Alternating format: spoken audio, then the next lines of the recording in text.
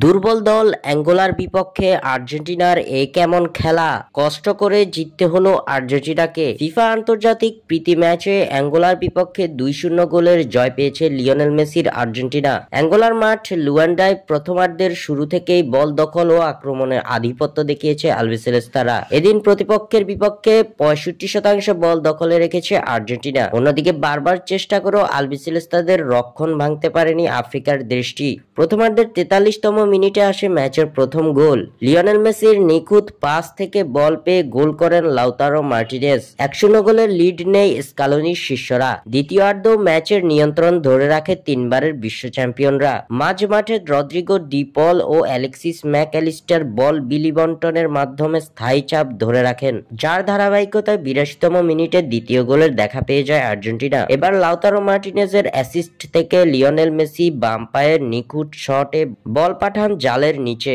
শেষ পর্যন্ত এই লিড ধরে রেখে 2-0 গোলের জয়ে মাঠ ছাড়ে আলবিসেলেস্তারা। দর্শক, আর্জেন্টিনা বনাম অ্যাঙ্গোলার ম্যাচটি কেমন লেগেছে আপনাদের কাছে তা আমাদের জানিয়ে দিন কমেন্টে। স্বাক্ষর থেকে সাদবিন ইসলাম।